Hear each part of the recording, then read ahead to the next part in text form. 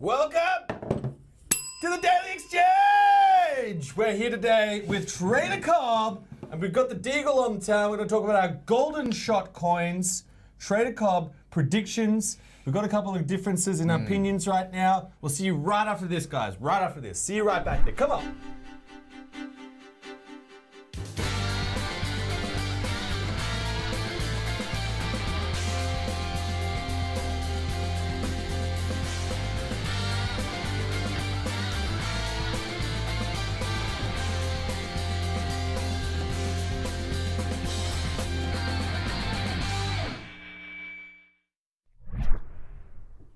Welcome back, guys.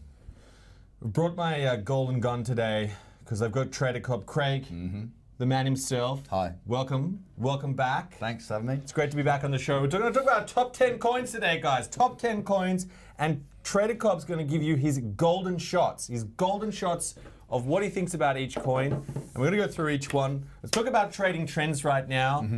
We've got an interesting little market going on right now. It's got a bit of a sideways market, wouldn't you say? Well, it depends what you're looking at. I mean, across the top 10, there's a fair bit of sideways to down.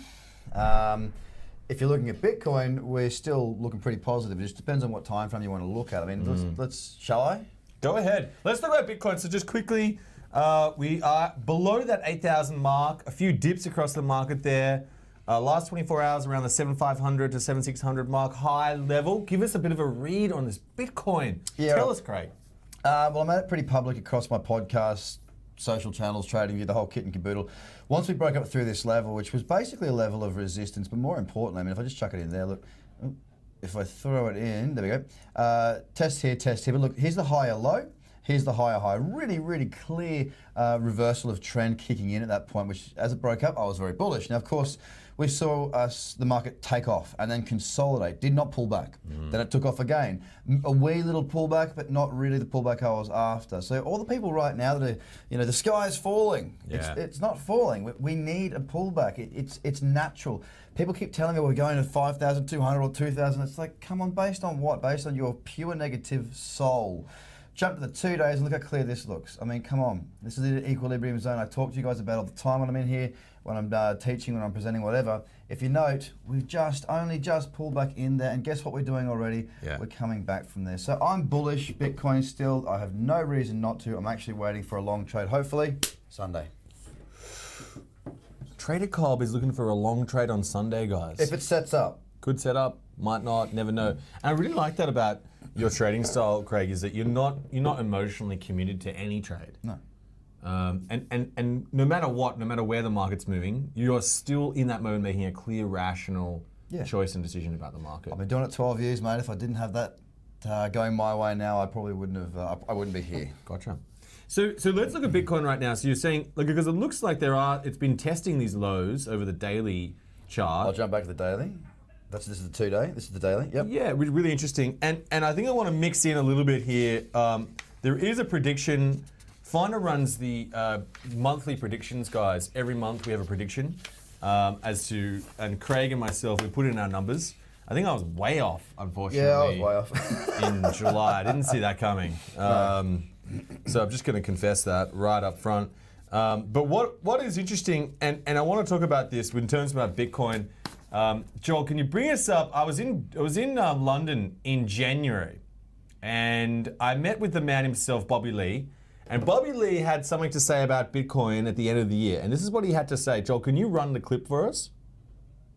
He's spooling up the clip, guys. It's coming up for you. But he's got a little prediction. It's a big call. And I'm interested in what you think about this, Craig. This is a big call. He's talking end of the year, the former BTCC CEO, Bobby Lee himself, is calling $100,000 Bitcoin, US dollars, 2018. Joel, have you got the clip for us? Spin it. Well, it's going to go to $1 million eventually. So it's at $10,000. I think in a few years it'll hit $100,000 and it's going to hit $1 million. So when it hits $1 million, it's only 100 times where we are. And if you look at $10,000, barely 6 years ago, it was only $100. So that was only a factor of 100 in a few years. Yeah. And so you said that you'd faced regulatory pressure. Is there a lot of regulatory pressure that Bitcoin is facing in different areas? Well, yeah, I'm sure there is. China has already made its mark that they will not allow for Bitcoin exchanges, centralized exchanges to be operating. So that's why we all shut down. But in other parts of the countries, in other parts of the world, there will be more regulatory decisions. So for ICOs and Bitcoin exchanges and so on.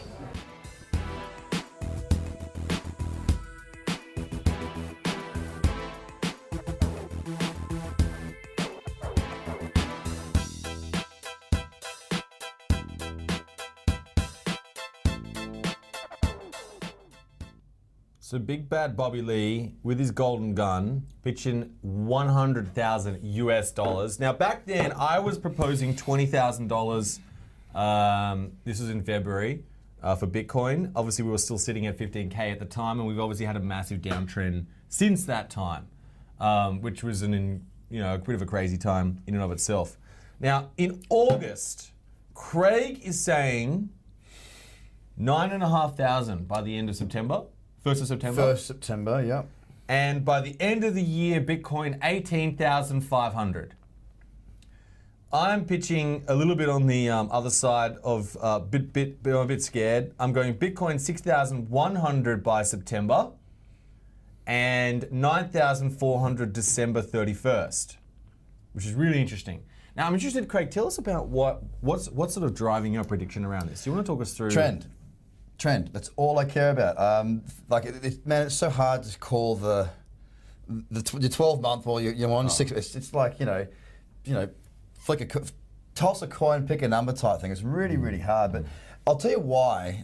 For the end of this month, it's much more. I got a bit more faith in my prediction. If you want to pull up those charts again, big dog, on the back side of this wall. There we go. Joel the man. Check this out. Joel, I have a question for you. Do you have a prediction on Bitcoin? I think that Bitcoin is going to keep going up. He's going to keep going up. Yep, that's my call. That's his Okay, well that's it. Just cut. Yeah.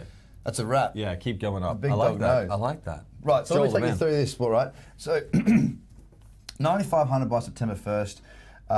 9,000 is not very far away, ladies and gentlemen. Let's be honest, it's just up here. We saw a move from, call it 6,000 to 8,500. That's a 2.5 grand move. We do a 2 grand move, bang, we're on my prediction there. Now, if I look at this, because I've got a trend to work with, higher, low, higher, high, first pullback, I need to see this first pullback actually play out. Higher low, then a higher high, and then I'm bang on the money, right? Yep. Now, if I go and then take you to my annual prediction, here's something else. I'll give you some perspective here, because a lot of people fail to have perspective. People in crypto, they're very interested about what's happening today, and they freak out about today, but they underestimate what can happen in a month, in 3 months. They focus too much about what's happening now, or they focus too much about what's going to happen in the future, and they forget to focus on what's actually happening now. I focus on a bit of both, but I use multiple time frame analysis to do it. You've heard about my cradle zone, the point at which it pulls back into that zone, in and around that 10 and 20 period moving average, right? I talk about it all the time, I trade from it all the time. It's everything that I do is encapsulated around that as an indication of equilibrium. Now we've got a bullish candle, smack bang in the middle of that zone right there. All right, that puppy right there. We break the high of that, it needs to be broken. That's why it's so important on the 2-day I get that new higher low to higher high. Yep. We break the high of that monthly. There is absolutely no doubt in my mind that we cannot push on to see this trend continue. A couple of things standing in the way or to add weight to that, which makes it very difficult for me to have a rightly so prediction, is the ETF. It will happen at some point. Will the first one be passed? I don't know. I mean, I'm not a regulator, but that could hurt it. But look, basing it purely on charts, these are the reasons why I'm 9,500 by the end of the month. And where's that one? And then across to 18.5 by the end of the year. Look, I hope I'm totally wrong and the big dog's right and we hit 100K, because if I can get my trade on in the next couple of days, then I'll be flying over my private jet. I always, and offsetting the carbon. I always think, I've heard a lot of people that have been in Bitcoin for a very long time, and they have sold their entire stacks before, their entire stack, at $1,000. Then they had to buy back in at 2. Then they sold it all at 4,000 and had to buy back in again. Yep. And they just have done this all throughout time, right? And it's pulled back before as well, right? They've gone through that as well. They're like, well, it pulled back, but then it's gone back up again.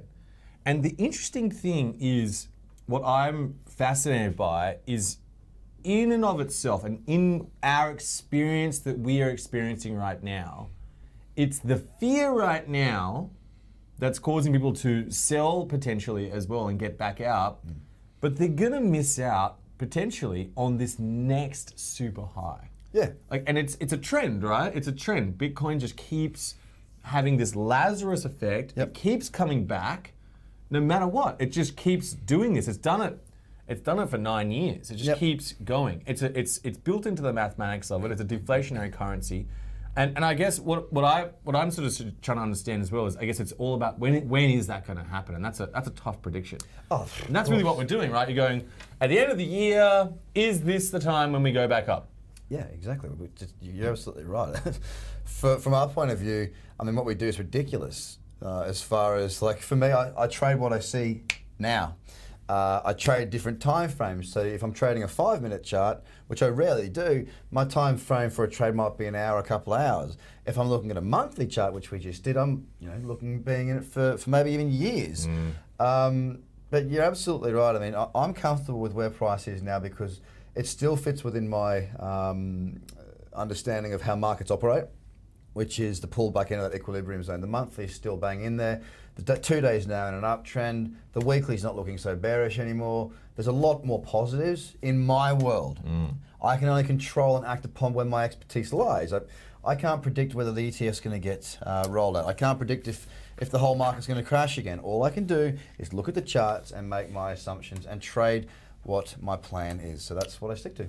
Well, Bitcoin right now trading at 7,655, Ethereum at 423, EOS at $7. That'd be nice. $7.27, just ticked up a cent there. Bitcoin Cash at $769, and Ripple at 44 cents. It's up 3.5% over the last 24 hours. And I thought we could move on now to talking a bit about Ripple.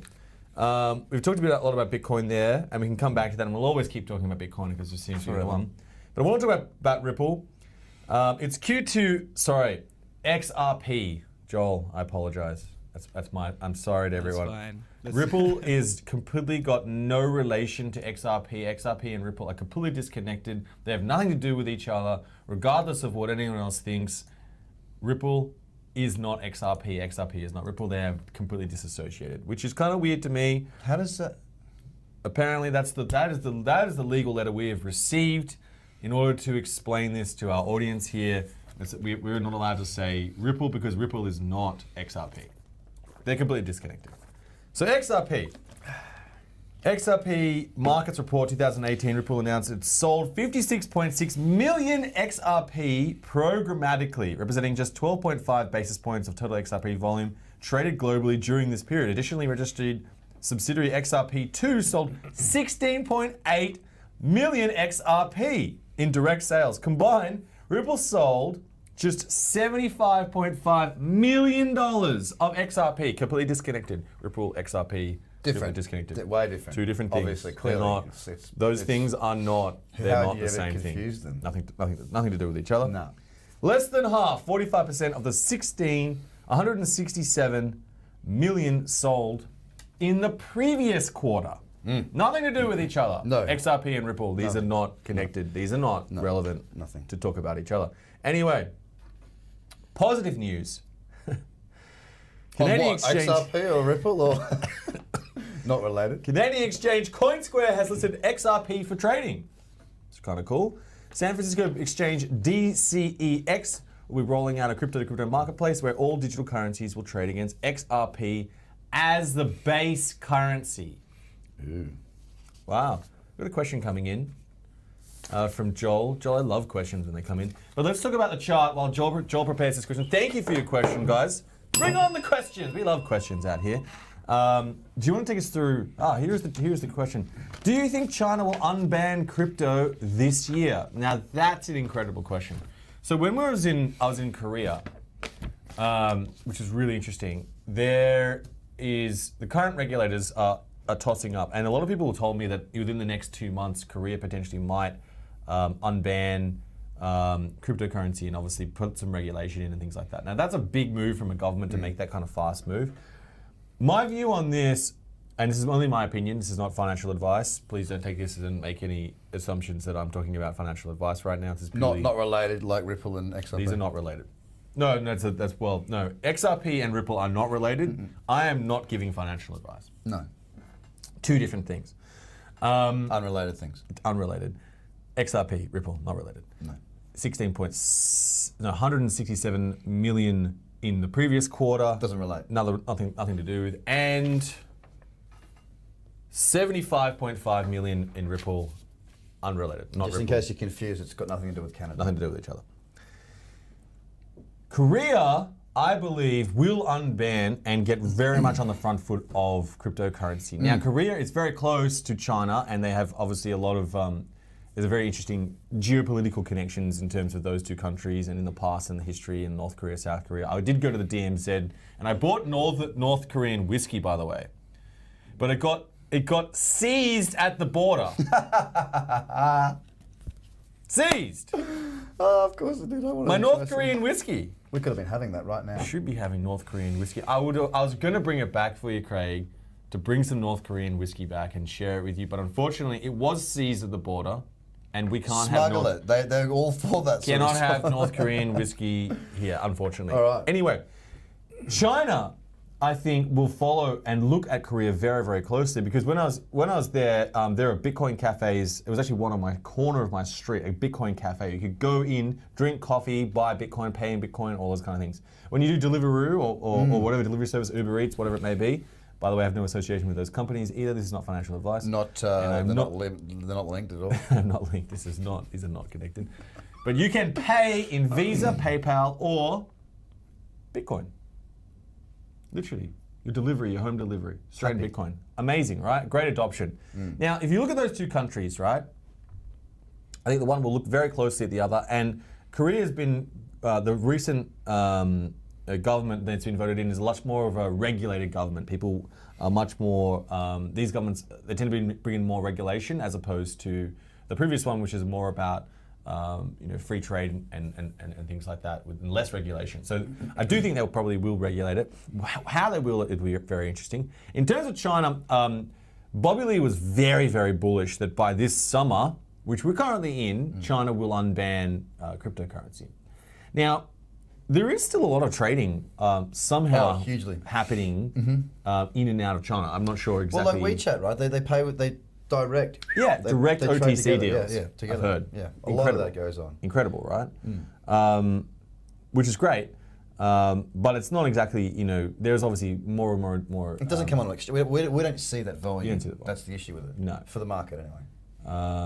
Which is unfortunate, but. I think potentially from what Bobby, and he's very connected within the Chinese community, he was pitching, if not this summer, so Northern Hemisphere summer that is, then potentially in in the next 3 months. That's what he was pitching. In Korea, my forecast potentially is it could be within the next 2 months. People were I spoke to the vice president of cryptocurrency exchanges. I spoke to all sorts of different people there, and they were very, very bullish that the sentiment around cryptocurrency is very strong, and that the government will roll out some regulation. They are working on it actively, which is great to see. Well, just to weigh in on that, I mean, a good friend of mine, Joanne Lee, who you've spoken to, I had him on the show on my Trader Cobb crypto podcast. I think it was on last night, was when it went out. He was sort of talking about the regulation and whatnot in Korea as well, and China and whatnot. And it seems like Korea still is the world leader, and they're trying to continue to push that forward. As far as adoption is concerned, they're there. It's not uncommon. A lot of wallet addresses and a lot going on there. So it's interesting to see. But what was I going to say? The whole China thing, it sounds very positive, right? Bobby Lee saying he thinks that China will do, unban cryptocurrency in China, but don't forget. So you got to weigh up both sides of this, right? He also says Bitcoin's going to be at $100,000 by the end of the year. Now I hope he's right on both counts, but just because somebody says something doesn't make it fact. So don't take that as a reason to be overly bullish just because somebody is saying it. So just. A lot of people put way too much weight on what others are saying in this space. You've got to form your own opinions. obviously it's part of the education to listen to smart people, but you've also got to put things in perspective. Bobby Lee was saying this in January when we were sitting around about what? Between 15 and 18 or something around that sort of figure. We are now sitting at 7.4. Yep. Would the big BL be saying the same thing? I bloody well hope so. The big bad Bobby Lee. All right, guys, let's have a look. Yeah. Just going to move on from this question. There is an article, Joel, if you can send it out to everyone. It talks about the difference between Ripple and XRP. Not related. Not related. Unrelated entities, Ripple and XRP. Check it out. You can watch the video there. There's a great article, side-by-side comparison. Ripple and XRP, unrelated entities, not to do with each other, nothing to do with Canada. Canada. All right, let's talk about Ripple, but where is it trading and where do you think it's going? It is up 3% right now, if I'm not mistaken. On the 24-hour, yes. Sorry, 4% on the 24-hour, but 44 cents. What's your view on this? Throw up the chart, big dog. Look, for me, it's consolidating. You can see here, look, what we've got is test 1, test 2, test 3. They're not exact, specific, perfect tests. We've got a lot of divergence in here. So if we were to break down through right now, then I wouldn't be looking to trade this. But it is on my list of potential tokens to short. I need to see the MACD roll over, so that's one of my trading strategies called the Bitcoin breakout. But it definitely does look more bearish than bullish if we break the lows. We breach those lows, we do it with convergence, then I can very much see Ripple continuing its slide back to where it started before the super mega pump. It's interesting because the first token that I purchased outside of Bitcoin was Ripple at 22 cents. So I might actually get my chance to do that once again. So looking quite bearish until we break. So if we break very bearish right now, consolidation is in order and a bit of diversion. So we just may going back a sec. So like if you just zoom out a smidge, we kind of are at a lower low from back in the day to some extent, right? Well, if you look back here, I mean, Ripple used to be a really good token for me to. You used to be able to move, when there's a lot of volatility and Bitcoin would be going all over the shop, you could move back into Ripple and it wouldn't do a great deal. I mean, look, here's proof of that. Yeah. The evidence is back here. Look, it would move around a bit, but not a great deal. You're talking lots of stability here compared to, a lot of other tokens throughout this period. And then whooshka, off she went absolutely burko above $3. Very, very good move. And since then, we've kind of just been bleeding with the odd little pump back up. So this support that we're sitting on right now is quite significant to me, just because if we do break it, then there's really not a great deal in the way of getting us back down to the next support, which is about 29-30 cents. One of the things I do think about this, Bud, is I think Ripple, to some extent, it's important that this coin continues on and it continues to do what it's trying to do, because I'm a big believer in this ecosystem. And I believe in all coins, to some extent, apart from scam coins and things like that, but I do believe it's important because it brings more people, it siphons more money into the whole ecosystem, into cryptocurrency in general, and I think that's a great thing. We need more people to join us. So I'm supportive of all coins, but it does seem like hopefully they can, to me, get their plans going, get more adoption, get more people entering the market, and it seems to be one of those coins that it's almost got a consumer feel to it. I don't know, the retail punters seem to like Ripple. I get a lot of people out of the woodwork, old friends who go, oh, I'm thinking of buying Ripple. Why? But it's on the tip of their tongue. Yeah. Do you know what I mean? Like they don't know why, but it's there. They're thinking about it. They're considering it. But yeah, Joel, are you a big fan of Ripple? Do you like Ripple? I'm a Bitcoin fan. He's a Bitcoin fan. I'm a Bitcoin fan. He's a Bitcoin fan. Look I out. know, it's worrying. All right, let's move on. No more Ripple or XRP. My apologies. I meant XRP that entire time. The whole time. Delete all that. They're no relation to each other. Obviously. Absolutely nothing to do with each other. Litecoin, currently down around to $78. Now, I want to bring up, Joel, bring up Matty Greenspan from eToro, who's a senior market analyst there. And he's a big fan of Litecoin. Silver to Bitcoin's gold, he calls it. Please enjoy our newest research paper on Litecoin, one of the world's most well-established and most used cryptocurrencies. All feedback is welcome. And he's saying According to the metrics we have analyzed below, the current price that Litecoin is trading at could be seen as a massive discount to what it should be worth. That's a big call. No, it's not. That's a big call. No, it's not. Tell us, Trader. Tell us. It's not because of the language that he used. Golden calls here. I can say, look, you got to look at the language. It could be. I know he has to say that. Bitcoin could be at a massive discount. Bloody Ripple could be at a massive discount. Anything, there could be a pterodactyl somewhere out there on the planet.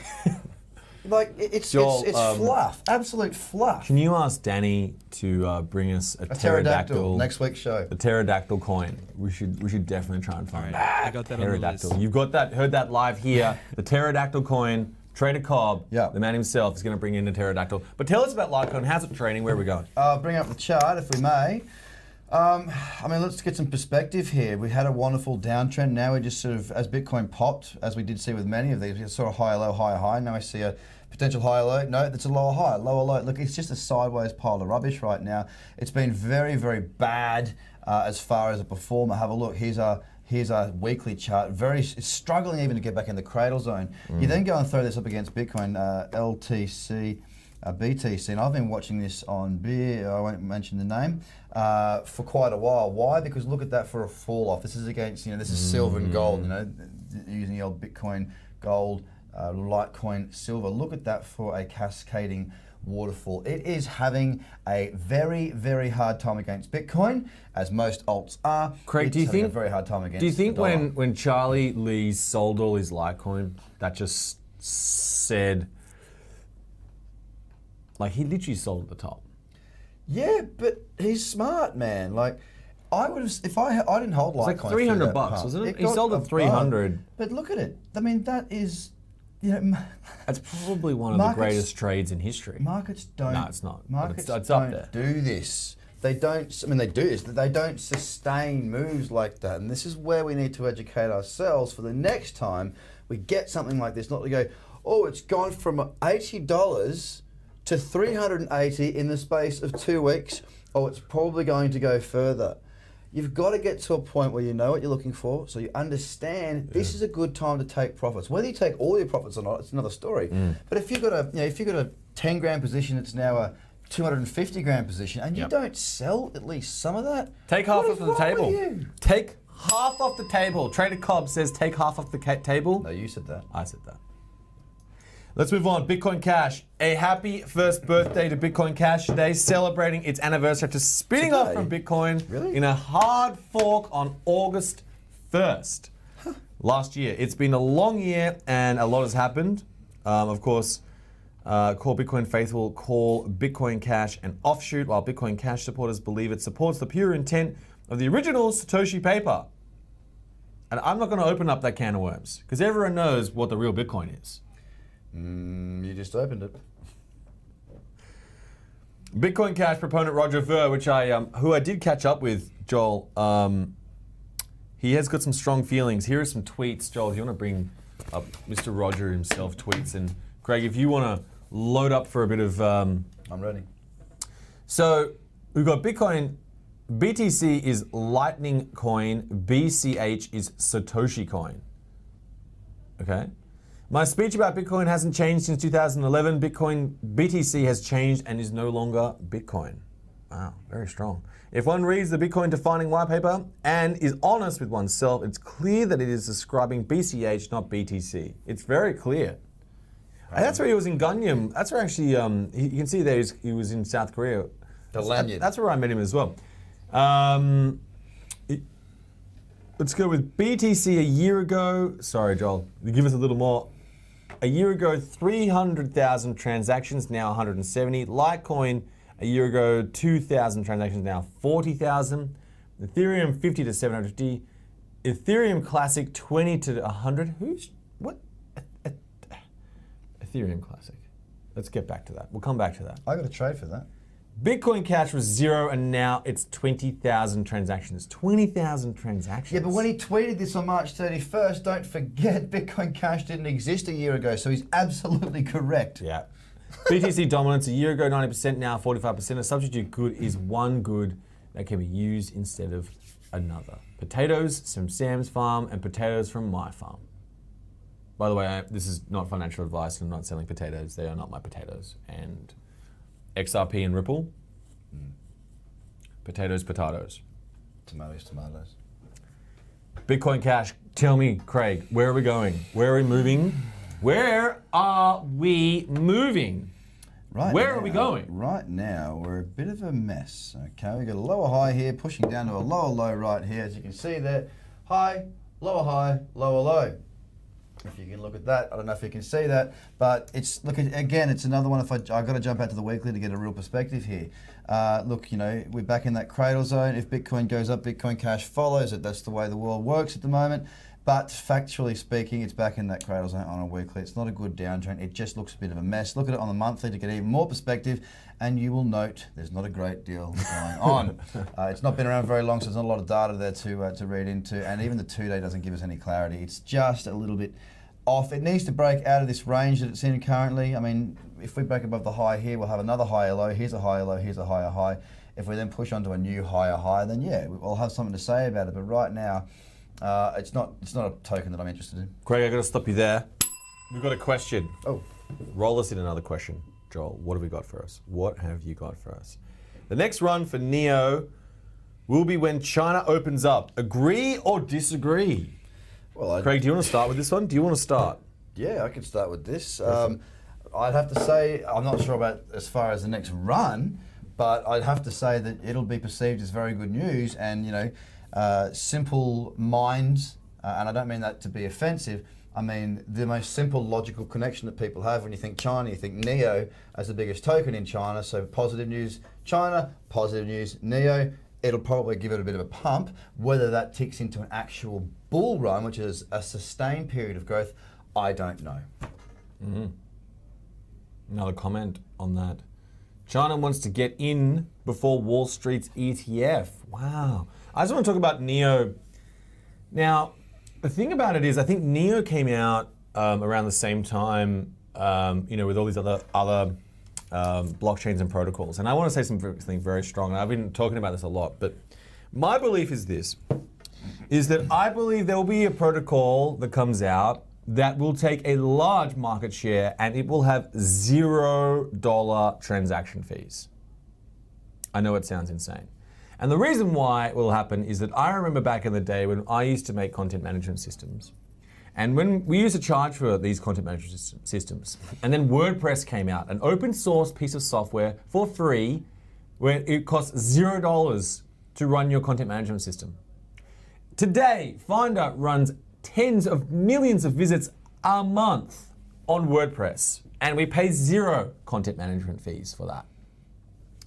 In the same way, I believe that that is actually the philosophy that we should take. We should have a protocol layer of the blockchain that is free. I know that's a big call.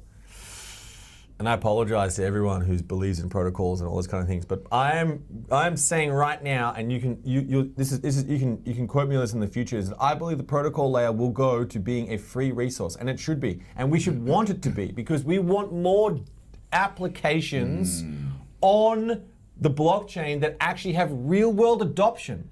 We can't be stopped up and held up in this transaction fee thing. This is not about, that is not where we need a free, open economy, an open commerce platform like the internet. We don't pay TCP/IP fees. We don't pay for those, for the VoIP protocol fees. We don't pay for those fees. And because of that, that is one of the reasons why the internet has been able to create this huge amount of commerce and huge economy. So my view on this, I know it's very strong, and I apologize to anyone who thinks, is that regardless whether it's NEO, Ethereum, EOS, WAN chain, one chain, double chain, whoever chain, whatever it may be, all connected, not connected chain, all of them, I believe, will be trumped eventually by a developer-led open source protocol that enables the future applications of the blockchain to be built on for free. And it's coming. It's coming. I assure you now, it's coming.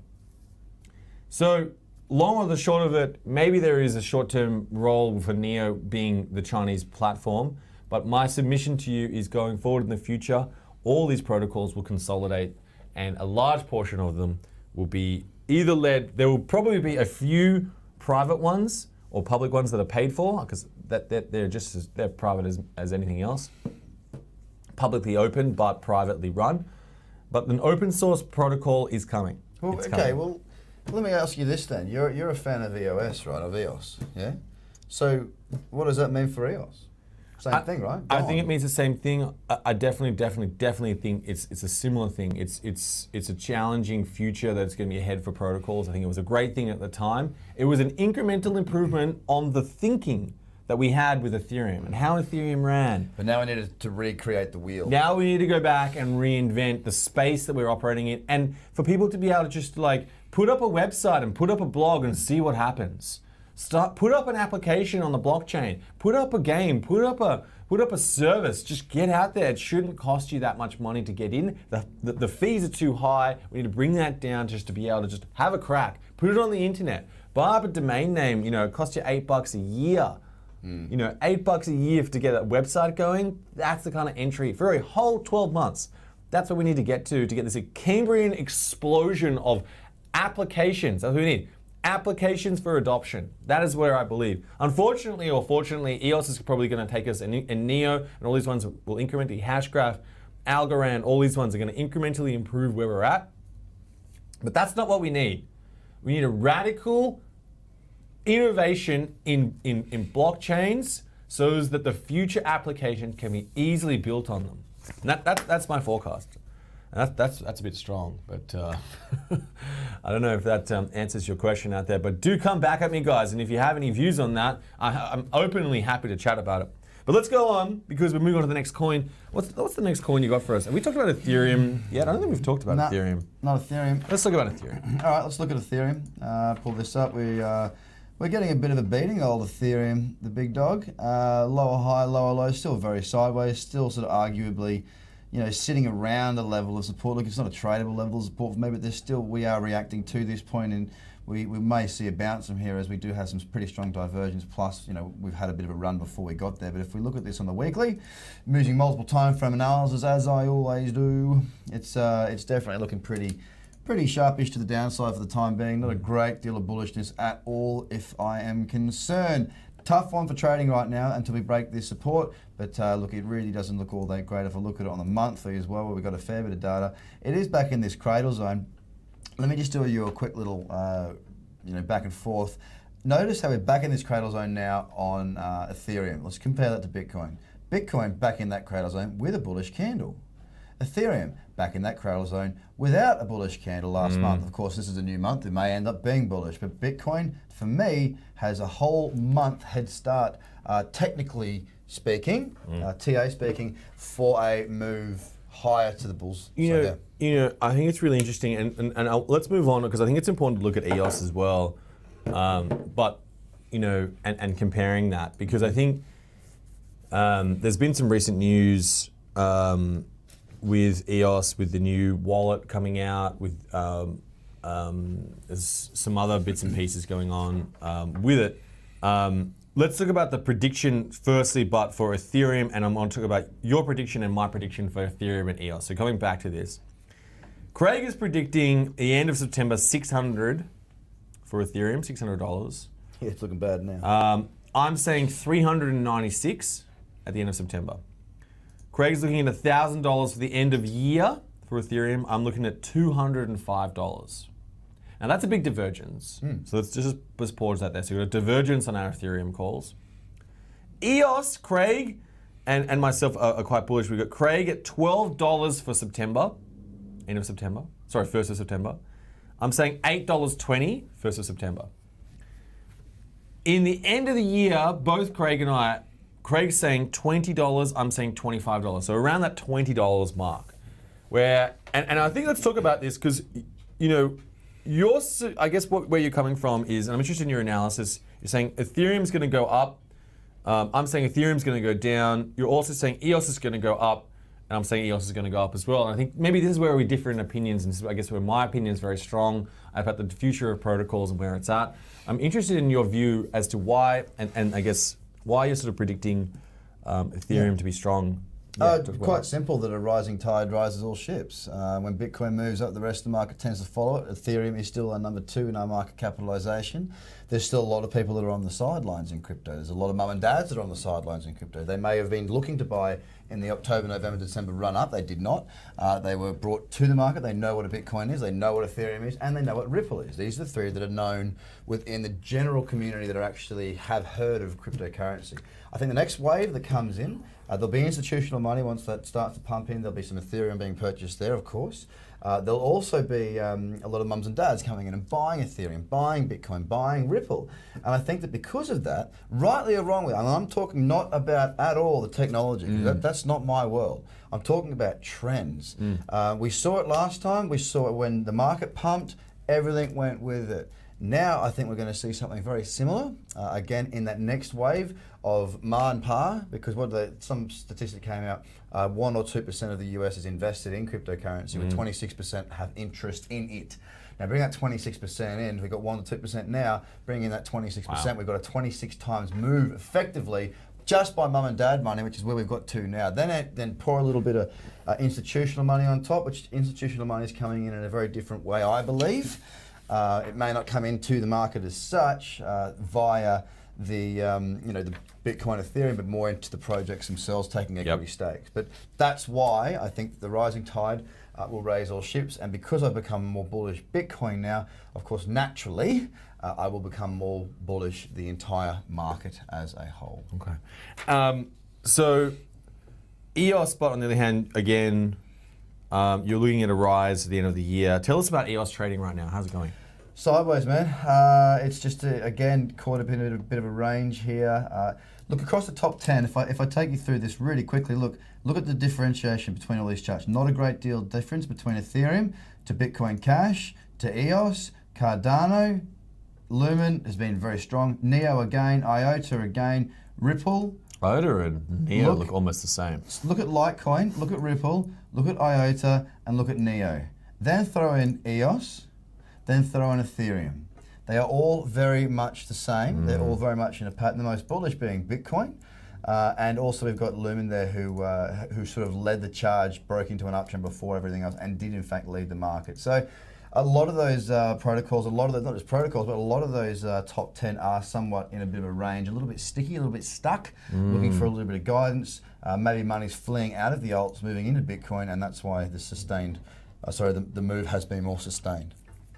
Let's talk about the, that's really good. I think let's talk about the ETF. I think a big question right now, the big sticking point with the SEC and the ETF that's holding it back is, are crypto markets manipulated? And I think that's what they're concerned about, right? Is the Bitcoin price, is it unstable? Is it actually able to be measured?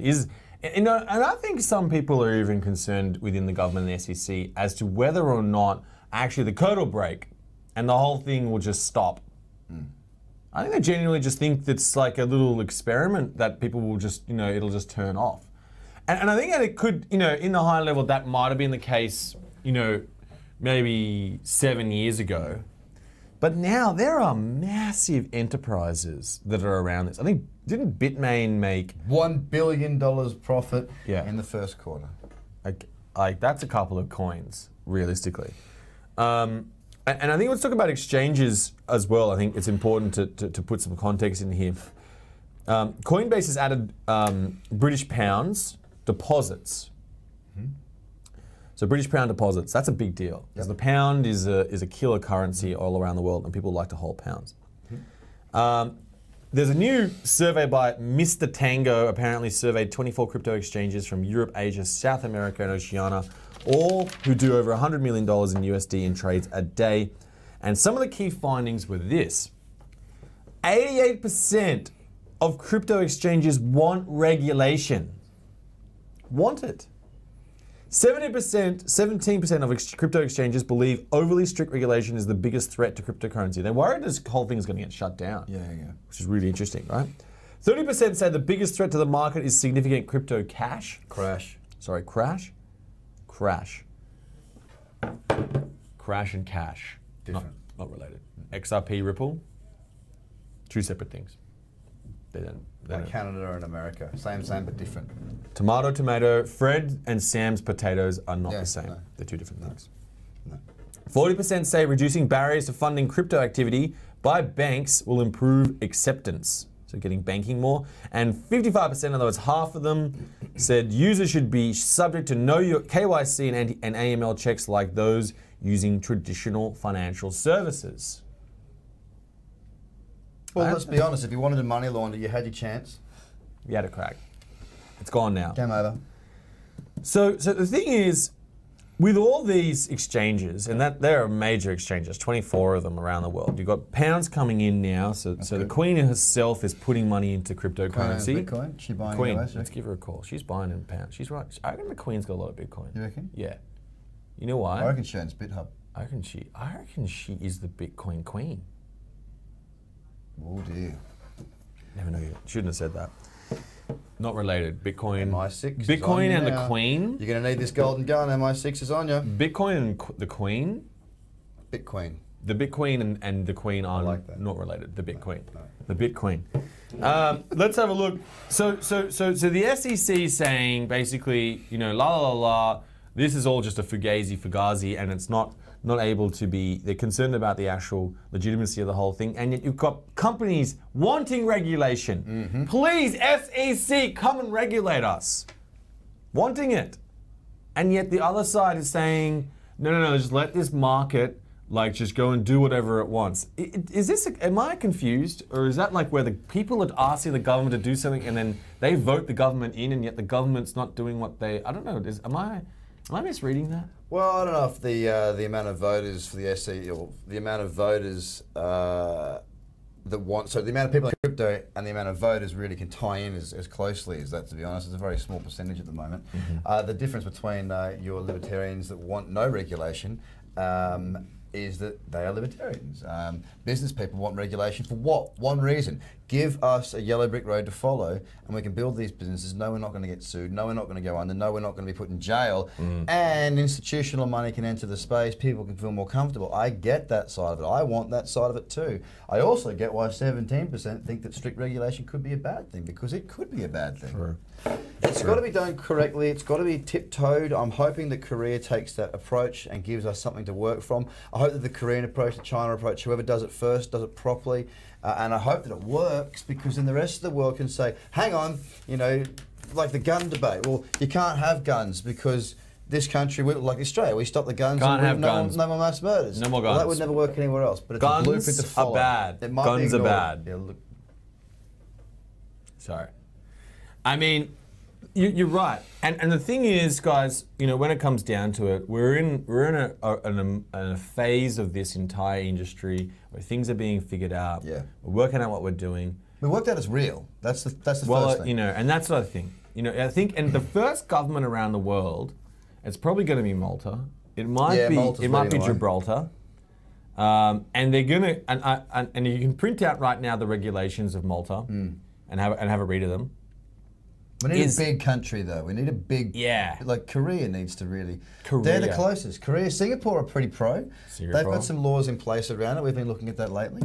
We should put an Argyle market on which country is going to regulate cryptocurrency before any other Every time I hear country. the word regulate, I think of Warren B. Warren B. I just can't help it. It just goes off in my head straight away. It's good.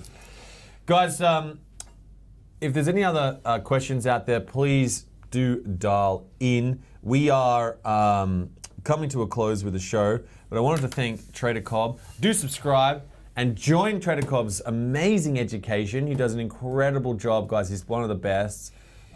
Great guy, knows exactly what he's talking about. When it comes to trading, anyway. You know, we've got more great content, and we've got something actually really interesting to bring to you next week. A very interesting couple of protocols and a couple of interesting new projects that are coming up. We've got one final thing, guys. We've got the pterodactyl coin for you. Welcome back. Thank you, Danny, for finding the pterodactyl coin.